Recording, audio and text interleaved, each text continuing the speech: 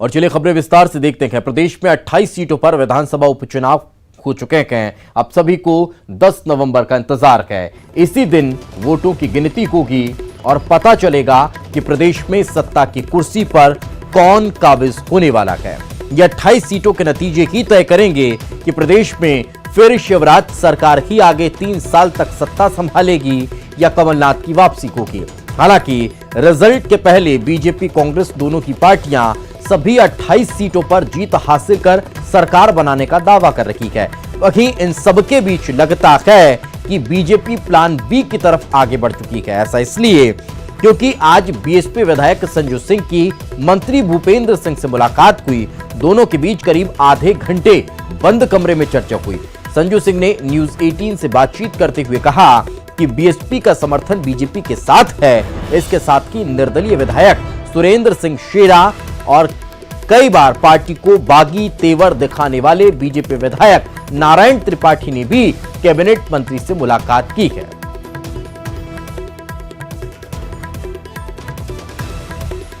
ग्वालियर चंबल संभाग में इस बार बहुजन समाज पार्टी बहुत अच्छा प्रदर्शन करने वाली है, क्योंकि वो दोनों दलों की सरकारों को उस संभाग की और प्रदेश की जनता देख चुकी है। इसलिए बहुजन समाज पार्टी को अपना आशीर्वाद प्रदान करने जा रही है। हाँ, लगभग साफ है संकेत, इसमें कोई वो नहीं है। और हम लोगों का जो मुख्य मकसद है वो हमारे क्षेत्र का विकास है। अभी भूपेंद्र सिंह जी से मिलने आया तो अपने क्षेत्र की कुछ समस्याओं को लेकर ही आया। उन्होंने आश्वासन दिया जल्दी उनको पूरा करेंगे और मुझे नहीं लगता कि अब कोई ऐसा बहुत बड़ी परिवर्तन होने वाला है। सब चुनाव में व्यस्त थे और इस वजह से बीच में 15-20 दिन मुलाकात नहीं हो पाई थी।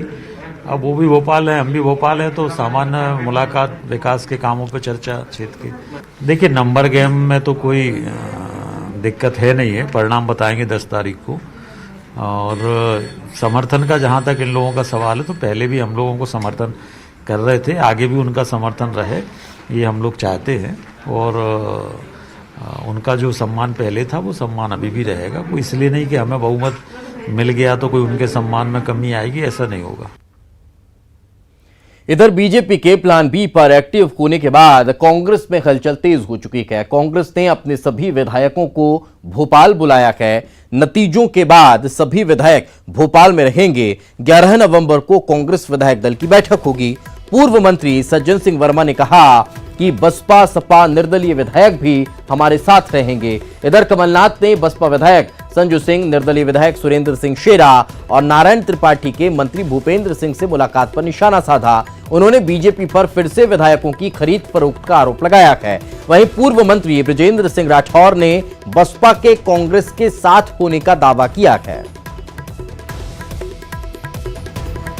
भारतीय जनता पार्टी को यह एहसास हो रहा है कि वह चुनाव बुरी तरह हारने वाले हैं। मेरे कई विधायकों से चर्चा हुई है। कई विधायकों और स्वतंत्र विधायकों ने मुझे सूचना दी है कि किस प्रकार से उन्हें विभिन्न प्रकार के प्रलोभन दिए जा रहे हैं। मैं भारतीय जनता पार्टी को साफ और स्पष्ट बताना चाहता हूं कि मध्य प्रदेश की जनता ये ऐसी सरकार जो प्रदेश को कलंकित करती है कभी स्वीकार नहीं करेगी। 15 महीनों की कांग्रेस की सरकार में जो तवज्जो, जो सम्मान बीएसपी एसपी निर्दलीय विधायकों को मिला वो अविस्मरणीय है। और इन 7 महीनों में भाजपा ने जिस ढंग से इन्हें प्रताड़ित किया, कोई काम इनके सपा बसपा वालों के निर्दलीय के नहीं हुए, तो ये समझ गए कि ये भाजपा उपयोग करके फेंकने वाली पार्टी है। तो उन मानसिक रूप से पहले कांग्रेस के साथ थे, तो अब मजबूती के साथ खड़े हैं हमारे साथ। राजनीति में है तो स्वाभाविक से राजनीति के गुणाभाग तो हर कोई लगाता है और ज्यादा जरूरत इसलिए नहीं पड़ेगी कि सारी सीटें ही हमें जीतना है। लोगों को जिस तरीके से हमारे साथ जुड़ा हुआ है, आम आदमी कांग्रेसियों के साथ खड़ा हुआ है, सत्य के साथ खड़ा हुआ है, धर्म के साथ खड़ा हुआ है। निर्दलीय सपा बसपा खड़े होंगे क्या? नहीं, वो तो है ही, उसमें क्या दिक्कत की बात है।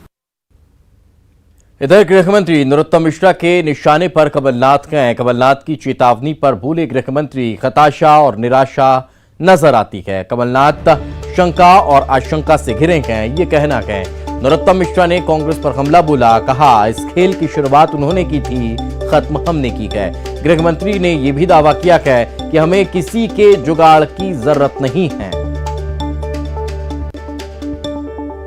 वीडियो बयान मैंने भी देखा आज कमलनाथ जी का, वो पूरी तरह से हताशा और निराशा से भरा हुआ है। अगर कोई प्रमाण है तो उनको रखना चाहिए। कल्पनाओं के आधार पर कोई भी बात कह देना उन जैसे वरिष्ठ व्यक्ति के लिए शोभा नहीं देता। भारतीय जनता पार्टी ने कभी किसी कांग्रेस के विधायक को तोड़ने की कोशिश नहीं की। कांग्रेस जब टूटी है, कांग्रेस के कारण टूटी है। जिस खेल की शुरुआत कमलनाथ जी ने की थी, हमारे 2 विधायकों को प्रेस कॉन्फ्रेंस में अपने साथ बिठाला। जिस खेल की शुरुआत वो करें, वो उसी खेल से घबरा जाते हैं। भारतीय जनता पार्टी की सरकार बहुमत के साथ बनने जा रही है। हमें किसी के जुगाड़ की जरूरत नहीं है। 11-11 की बैठक उनकी 9-2-11 के लिए है। तो इस पूरे मामले में हम अपने सहयोगी से चर्चा करेंगे, क्या कुछ चल रहा है, अपडेट लेंगे। लेकिन अब आपको प्रदेश के विधानसभा की मौजूदा स्थिति बता देते हैं। 230 सीटों वाली मध्य प्रदेश विधानसभा में फिलहाल 29 सीटें खाली हैं। बीजेपी के पास विधानसभा में 107 विधायक हैं, कांग्रेस के पास 87 विधायक हैं, बसपा के पास 2 विधायक हैं, सपा के पास 1 और निर्दलीय 4 विधायक हैं। ये मौजूदा स्थिति है। वहीं अब आपको एक और चार्ट के जरिए समझाने का प्रयास करते हैं। मौजूदा विधानसभा में किस दल के कितने विधायक हैं वो आप इस चार्ट के जरिए समझिए। बीजेपी के पास विधानसभा में 107 विधायकों की स्थिति है सबसे मजबूत, और 87 पर कांग्रेस का है, बसपा के 2 और सपा का 1 विधायक, तो 4 निर्दलीय विधायक मौजूद हैं। अब नतीजे के बाद सरकार को लेकर क्या गणित होगा ये आपको समझाते हैं कि किसे कितनी सीट चाहिए। 28 सीटों पर विधानसभा का उपचुनाव हुआ, एक और सीट खाली हुई तो 29 खाली हो गई। जबकि अब आपको यह बताते हैं कि कम से कम इन 28 सीटों में से भारतीय जनता पार्टी को जीतने के लिए 8 सीट चाहिए और कांग्रेस को जीतने के लिए 28 में से 28 सीट चाहिए। यानी समझिए कि कांग्रेस के लिए कांटे की टक्कर है। फाइट कांग्रेस के लिए ज्यादा नजर आ रही है। आगे बढ़ते हैं। ग्वालियर के एमएलबी कॉलेज में स्ट्रांग रूम बनाया गया है। जिस तरह से कांग्रेस को फाइट ज्यादा लग रही है तो चिंता कांग्रेस की बढ़ती भी नजर आ रही है। इस स्ट्रांग रूम में ग्वालियर पूर्व, डबरा विधानसभा सीटों की ईवीएम रखी हुई है। इन ईवीएम की सुरक्षा के लिए भारी पुलिस बल तैनात है, पैरामिलिट्री फोर्स तैनात है। सभी कमरों में सीसीटीवी कैमरे लगे हैं जिनके जरिए भी मॉनिटरिंग हो रही है। मगर कांग्रेस, जैसा कि हमने पहले बताया कि चुनौती कांग्रेस के लिए बड़ी है तो चिंता भी बढ़ रही है। और यही वजह है कि कांग्रेस अपने प्रत्याशियों को बचाने के लिए, उनके ईवीएम में भाग्य के फैसले को सुरक्षित रखने के लिए अपने कार्यकर्ताओं को जिम्मा सौंप चुकी है। और इन स्ट्रांग रूम के बाहर टेंट लगाकर 4-4 घंटे की पारी कांग्रेस कार्यकर्ताओं की लगाई गई है ताकि वे स्ट्रांग रूम पर नजर बनाए रखें। एमएलबी कॉलेज में स्ट्रांग रूम बनाया गया है जहां ग्वालियर पूर्व और डबरा विधानसभा सीटों की जो ईवीएम है वो रखी हुई है। इसी कॉलेज में मतगणना होगी, लेकिन ईवीएम की सुरक्षा को लेकर कांग्रेस के प्रत्याशी खासे चिंतित है। यही वजह है कि कांग्रेस की तीनों विधानसभा सीट के प्रत्याशियों ने यहाँ पर एक टेंट लगवाया है जिसमें 15 जो कार्यकर्ता हैं कांग्रेस के वो 3 शिफ्ट में यहाँ पहरा दे रहे हैं।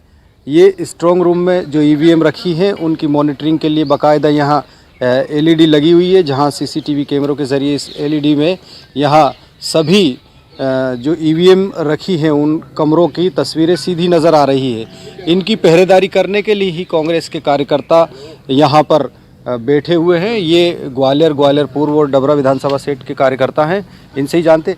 आप ये बताइए कि आप लोग यहाँ सुरक्षा के लिए बैठे हैं, क्या चिंता है आप लोगों की? चिंता है शासन जिस तरह से उनका समर्थन कर रहा है भाजपा का, और उनकी मंत्री खुद इमरती देवी ने कहा था कि हमें तो कलेक्टर साहब जिता देंगे, तो ये बड़ी चिंता का विषय है। इसलिए हम कार्यकर्ता सुरक्षा में यहाँ बैठे हुए हैं क्योंकि शासन प्रशासन जिस तरह से उनका सहयोग कर रहा है हमें उन पर शंका है, और शंका को देखते हुए हम यहाँ पर सुरक्षा में बैठे हुए हैं। ये कार्यकर्ता जो आपको दिखाई दे रहे हैं 3 शिफ्ट में 8-8 घंटे की यहाँ कार्यकर्ता मौजूद रहते हैं, 24 घंटे पहरा दे रहे हैं। एक विधानसभा सीट के 5 कार्यकर्ता यहाँ पहरेदारी पर है। और चलिए फिलहाल वक्त एक छोटे से ब्रेक का है। ब्रेक के बाद जल्द हाजिर होंगे। ब्रेक के बाद आपका स्वागत है। निवाड़ी के सेतपुरा गांव में बोरवेल में गिरे मासूम को बाहर निकालने के लिए रेस्क्यू ऑपरेशन लगातार जारी है। प्रहलाद कुछ घंटों में बोरवेल से निकल जाएगा। प्रहलाद को निकालने के लिए अब तक 5 फीट की सुरंग खोदी जा चुकी है। 20 फीट तक सुरंग खोदी जानी है। बोरवेल में ऑक्सीजन की कमी न हो इसलिए मासूम को बाहर से ऑक्सीजन दी जा रही है। पुलिस के साथ सेना के जवान, एनडीआरएफ, एसडीआरएफ की टीमें साझा ऑपरेशन में लगी हुई हैं। मासूम को सही सलामत निकालने में पूरी टीमें जुटी हुई है। गांव में धारा 144 लगा दी गई है। रेस्क्यू ऑपरेशन लगातार जारी है। और आपको ये भी बता दें कि 5 साल के मासूम को बचाने के लिए बुधवार सुबह से ही जंग चल रही है। तो दमोह पहुंचे सीएम शिवराज सिंह चौहान ने कहा कि हमारी पहली प्राथमिकता है कि हम प्रहलाद को सकुशल बाहर निकाल लें। सीएम ने कहा कि खुदाई का काम लगभग पूर्ण हो चुका है। जल्दी ही बच्चे को वहां से निकाल लिया जाएगा।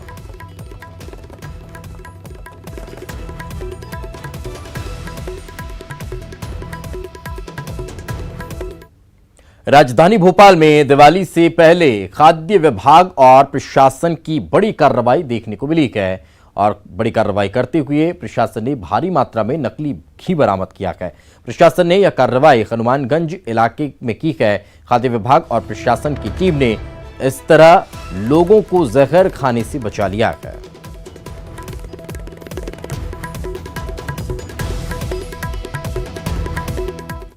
खबर पन्ना से, जहां पर ट्रैक्टर ट्रॉली में आग लग गई है। ट्रैक्टर में भूसा भरा हुआ था। बीच सड़क पर गाड़ी में आग लगना बताया जा रहा है। ट्रैक्टर ट्रॉली जलकर राख हो चुकी है। घटनास्थल के पास पेट्रोल पंप भी था। समय रहते आग बुझाने से ये बड़ा हादसा टल गया है। ये बड़ी खबर इस वक्त हम आपको बता रहे हैं। तस्वीरें आप देख सकते हैं कि किस तरह से ट्रैक्टर ट्रॉली में अचानक आग लगी और आग लगने के बाद ये ट्रैक्टर ट्रॉली जलकर राख हो गई।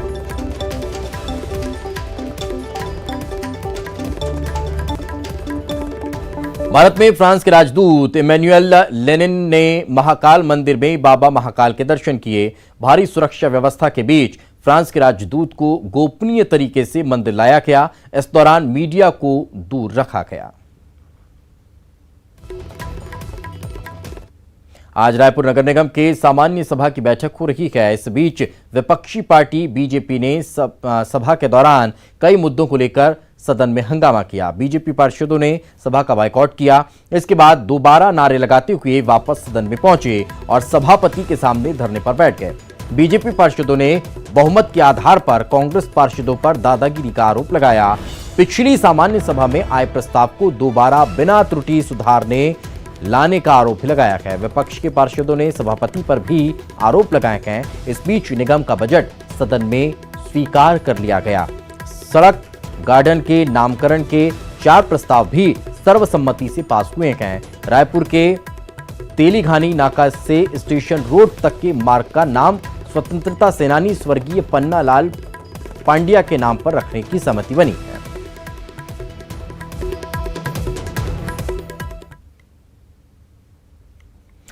आगे बढ़ते हैं। मिशन 2023 तय करने से पहले बीजेपी अपने प्रदेश भर के कार्यकर्ताओं को प्रशिक्षित कर रही है। कांग्रेस सरकार के खिलाफ धरातल पर मुद्दा उठाने, मुद्दों पर किस तरह से बातचीत की जाए, केंद्र की मोदी सरकार की योजनाओं को जन जन तक पहुंचाने को लेकर प्रशिक्षित किया जा रहा है। आज से शुरू हुए 3 दिवसीय प्रशिक्षण शिविर का शुभारंभ पूर्व मुख्यमंत्री डॉक्टर रमन सिंह, नेता प्रतिपक्ष धर्मलाल कौशिक, प्रदेश अध्यक्ष विष्णुदेव साय ने किया है। तमाम वरिष्ठ नेताओं ने प्रशिक्षण स्तर के पहले दिन ही बीजेपी के इतिहास से लेकर वर्तमान स्थिति पर चर्चा की है। बीजेपी के 3 दिवसीय प्रशिक्षण शिविर के मौके पर नेता प्रतिपक्ष धर्मलाल कौशिक ने सरकार पर जमकर निशाना साधा। राज्य सरकार पर तंज कसते हुए उन्होंने कहा कि कांग्रेस की सरकार ने व्यवस्था को इस कदर चौपट किया है कि कांग्रेसी कार्यकर्ताओं की भी नहीं सुनी जा रही है।